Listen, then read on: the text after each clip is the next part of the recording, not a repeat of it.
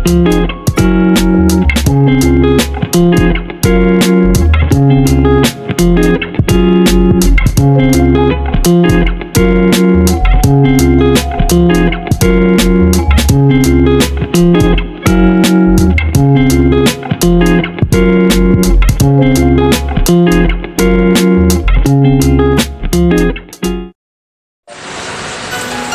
aking anak na si Tiffany, happy 18th birthday. Pinakadalangin ko sa iyo is yung magkaroon ka ng patuloy na pananatakot sa Panginoon, at syempre yung pinakatiwala mo sa Panginoon ay maging ganap. Maraming bagay kasi sa mundong ito na mahirap intindihin, mahirap kumbaga mga taong mahirap unawain, but still gusto ko maging matatag ka bilang ikaw yung ate, maging mapanuri ka sa lahat ng bagay na nangyari sa sarili mo, sa paligid mo. At the same time, piliin mo lalo yung mga tao na may pananatakot sa Panginoon, kasi hindi ka maliligo na landas, anak. At huwag ka nang gumaya kay mama na madalas nakatingin sa tao.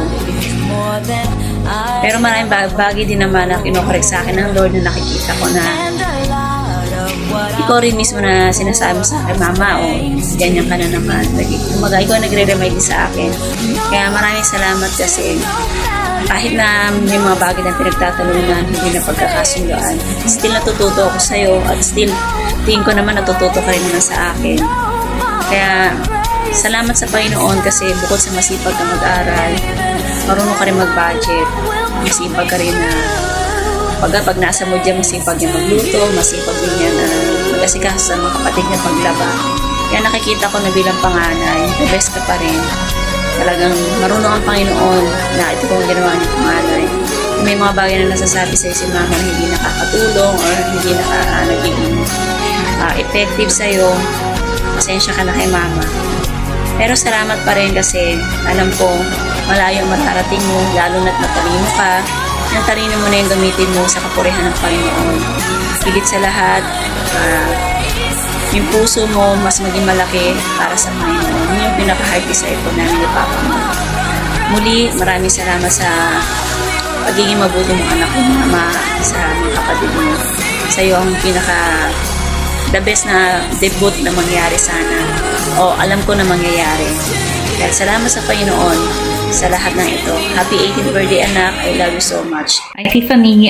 First of all, I would like to greet you a happy 18th birthday. And also, I would like to congratulate your parents for raising you up as one fine lady. So my birthday wish is that you grow and mature in faith in Christ.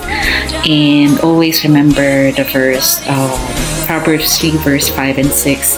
Trust in the Lord with all your heart and not on your own understanding.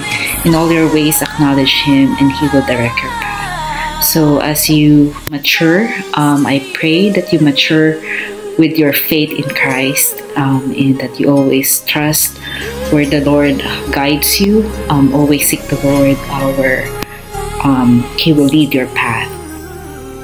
God bless you.